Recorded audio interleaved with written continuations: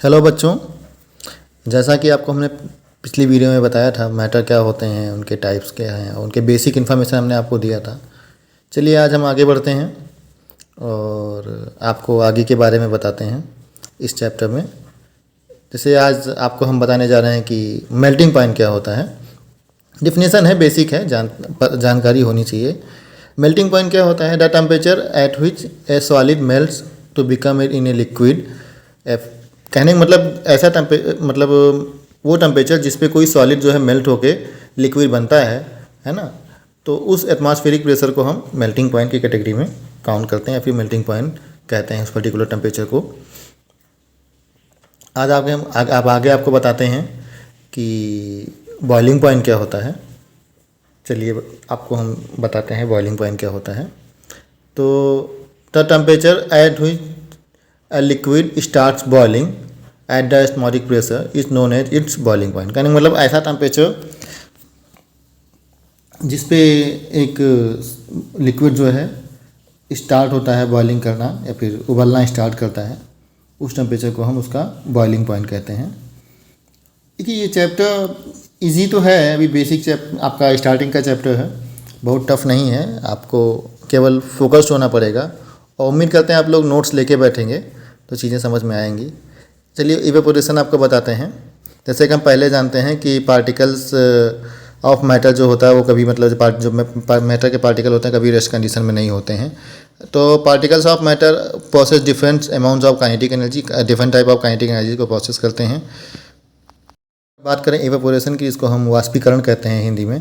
तो एक ऐसा फिनोमिना होता है जिसमें हम चेंज लिक्विड का वाटर वेपर में कन्वर्ट होना जो होता है वो उसको हम इवेपोरेशन की कैटेगरी में काउंट करते हैं, है ना। एक तरह से ये भी बॉइलिंग ही है, डिफरेंट फॉर्म ऑफ बॉइलिंग है इवेपोरेशन जो है आपका, फिगर में आप समझ सकते हैं। जैसे कि आपके सामने मैं एक क्वेश्चन मैंने आपके सामने लेकर के आया हूँ कि why do people where cotton clothes in summer.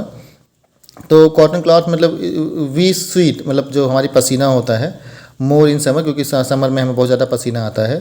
तो जो कॉटन के क्लॉथ्स होते हैं वो हमारी बॉडी से एनर्जी को खींचते हैं, हीट एनर्जी को, और हमारी बॉडी को कूल रखते हैं। हमारे जो स्वीट पसीना होता है उनको सोखने का काम करते हैं, है ना। इस वजह से हम जो है समर का सिचुएशन में जो है कॉटन के क्लॉथ्स पहनते हैं। चलिए अब नेक्स्ट टॉपिक पे आते हैं, जिसको हम जो मेजर टॉपिक है मैटर की क्या क्या अवस्थाएं हैं, है ना। तो मैटर की जो 3 स्टेट्स होते हैं, सॉलिड, लिक्विड और गैस। आपके सामने हमने फिगर भी मेंटेन किया हुआ है, आप फिगर देख सकते हैं इसमें पिक्चर में। तो आपको हम आगे बताने जा रहे हैं कि सॉलिड क्या होता है, लिक्विड क्या होता है और गैस क्या होता है। और ये बहुत टफ नहीं है, अगर आप नोट्स बनाते चल रहे हैं तो केवल देखते जाइए, सब इजी ही है। बहुत मतलब फ्री माइंड होके पढ़िए, बहुत ज़्यादा प्रेशर लेके पढ़ने का कोई मतलब बनता नहीं है ना।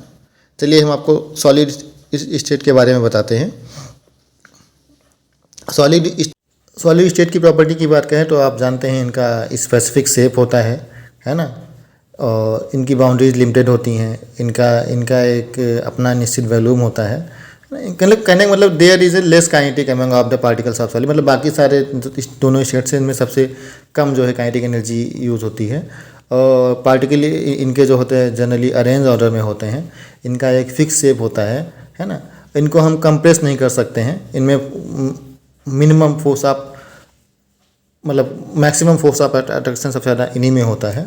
इनके पार्टिकल्स आपस में एक दूसरे को अटैच किए होते हैं, खींचे हुए होते हैं। जैसे आपके सामने एक क्वेश्चन लेकर के आया हूँ कि रबर बैंड और साल्ट स्पंज में सॉलिड क्या है। तो सभी के सभी सॉलिड हैं, यहाँ तक कि रबर बैंड भी सॉलिड ही होता है जब तक उस पर कोई बावल नहीं लगाते हैं उसकी अवस्था में, मतलब उसकी स्टेट में कोई परिवर्तन नहीं आता है, कोई चेंज नहीं आता है। इसलिए उसको भी हम रबर को भी हम सॉलिड की कैटेगरी में काउंट करते हैं और साल्ट को भी हम सॉलिड की कैटेगरी में काउंट करते हैं। उसको हमने बस थोड़ा सा क्या होता है स्मॉल पार्टिकल्स में हम कन्वर्ट कर देते हैं उस पर फोर्स लगा करके। चलिए नेक्स्ट टॉपिक पे चलते हैं अपने हम। जैसा कि आप सभी देख सकते हैं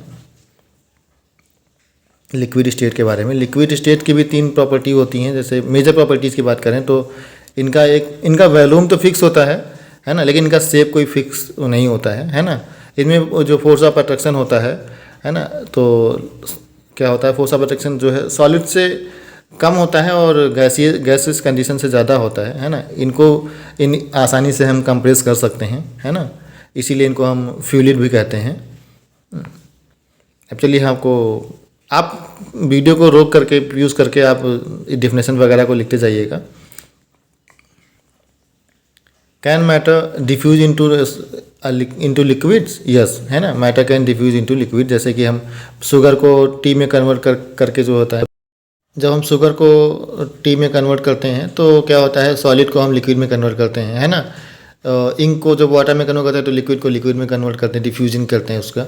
और डिफ्यूजिंग ऑफ गैसेस का इनटू लिक्विड जो होता है वो जैसे ऑक्सीजन और कार्बन डाइऑक्साइड इन वाटर जो होता है, ये गैसेस को हम लिक्विड में डिफ्यूजिंग करते हैं।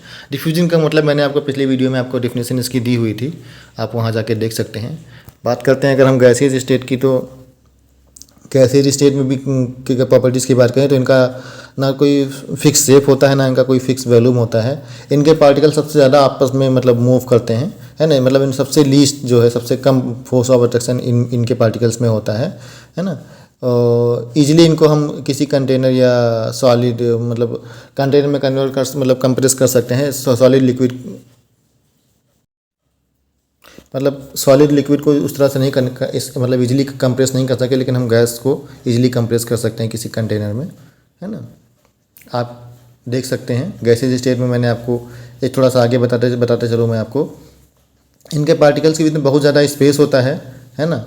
और इसमें सबसे ज़्यादा मतलब the kinetic energy between this particle maximum, क्योंकि मैक्सिमम होता है, क्योंकि काइनेटिक एनर्जी हमने आपको समझाया हुआ था, है ना। तो मोशन, उसमें काइनेटिक एनर्जी रिलेट करता है कहीं ना कहीं मोशन से, तो इनके पार्टिकल्स में आपस में बहुत ज़्यादा मोशन होता है ना। तो ये इनके पार्टिकल्स फ्रीली इधर से उधर आपस में मूव करते रहते हैं।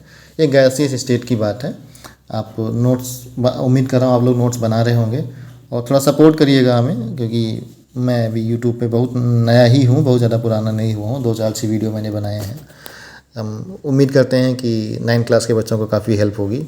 बात करते हैं फ्यूज़न की, तो ये इंपॉर्टेंट चीज़ें हैं, बेसिक चीज़ें हैं, ये तो छोटी छोटी चीज़ें हैं, आप देखते जाइएगा। फ्यूजन क्या होता है, melting solid into liquid called fusion. Solid का लिक्विड में कन्वर्ट होना ही हमारे क्या कहलाता है, फ्यूजन कहलाता है, समझ। इसको हम सॉलिड को लिक्विड में कन्वर्ट करने की जो प्रोसेस होता है उसको हम फ्यूजन या फिर हिंदी में विलय कहते हैं।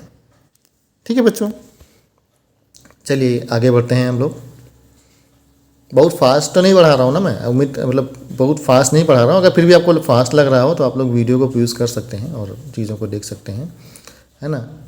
एटमॉस्फेरिक प्रेशर क्या होता है, जो pressure exerted by the weight of small, मतलब एक्सर्टेड मतलब होता है लगाया गया। आपको हिंदी में मैंने कुछ चीज़ों को लगाया, मतलब कहने मतलब एटमॉस्फेयर की तरह जो बल लगाया जाता है उसको हम एटमॉस्फेरिक प्रेशर कहते हैं। जैसे हम आपके सामने मैंने फिगर भी बनाया हुआ है ना। तो जब गिलास पे कवर रख करके हम जो उसको उल्टा करते हैं तो नीचे की तरफ दबाते हैं तो उसमें एक बल लगता है जिसको हम एटमॉस्फेरिक बल कहते हैं, है ना, एटमॉस्फेरिक फोर्स कहते हैं। तो एटमॉस्फेरिक प्रेशर जो होता है मतलब बहुत ज़्यादा इम्पॉर्टेंट नहीं है, लेकिन आना चाहिए हमको।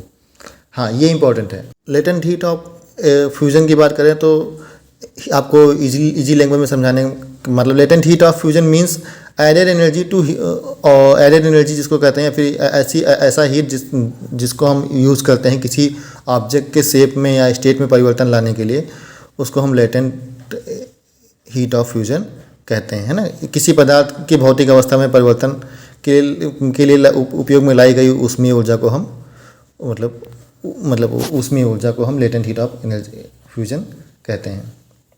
लेटेंट हीट ऑफ फ्यूजन का अगर इक्वेशन देखिए आपके सामने है ना, अगर इसकी बात करें तो जिसमें Q = ml होता है ना, जहाँ पे L जो होता है स्पेसिफिक हीट ऑफ फ्यूजन होता है, और इसकी यूनिट जो होती है जूल पर केजी होता है ना। कंक्लूजन की बात करें तो a matter transform one state to another state because of hidden heat, क्योंकि मतलब उसमें जो हीट होता है उसको कहीं ना कहीं मैटर जो होता है एक स्टेट से दूसरी स्टेट में जो कन्वर्ट होता है उसमें कोई ना कोई हिडन जो हीट होती ही है, उसको हम लेटेंट हीट ऑफ फ्यूजन की कैटेगरी में काउंट करते हैं।